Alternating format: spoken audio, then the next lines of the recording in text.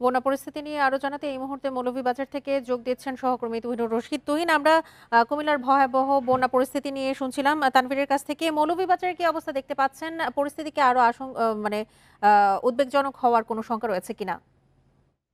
এখন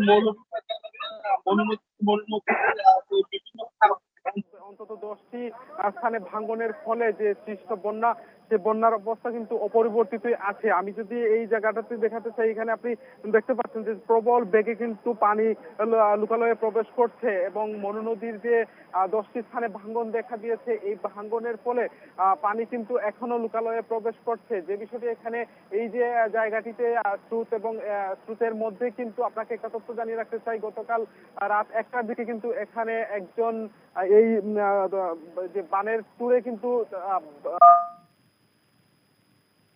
তিনি নিখোঁজ অবস্থায় আছেন।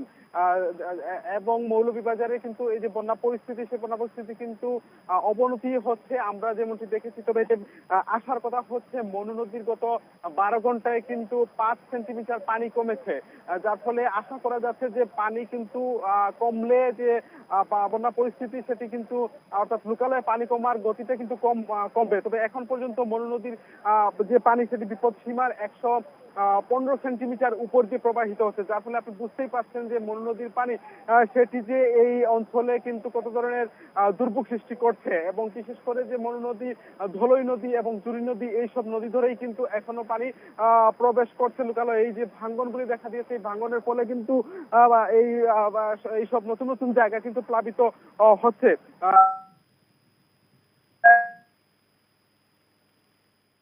পর্যন্ত জেলার 37টি ইউনিয়ন এবং 200 গ্রাম কিন্তু প্লাবিত হয়েছে। এবং যেহেতু লোকালয়ে পানি প্রবেশ করছে, যার ফলে কিন্তু নতুন নতুন এলাকা কিন্তু প্লাবিত হচ্ছে।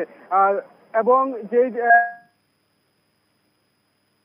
পানিতে কমার কিন্তু সম্ভাবনা আমরা দেখতে পাচ্ছি। আস্তে আস্তে পানি কমলে এই অঞ্চলে নতুন নতুন জায়গা প্লাবিত হচ্ছে, সেগুলি কমে আসবে। তবে যে বিষয়টি এখানে বন্যা পরিস্থিতি, যেহেতু এইসব এলাকায় পানি প্রবেশ করেছে, যার ফলে যে এই এলাকা থেকে পানি নামতে আরো অনেক সময় লাগবে এবং মানুষ কিন্তু একটা দীর্ঘমেয়াদী বন্যা দুর্ভোগের মধ্যে পতিত হচ্ছেন। এই ছিল আসলে আমার কাছে মৌলভীবাজার থেকে বন্যা পরিস্থিতির সর্বশেষ তথ্য।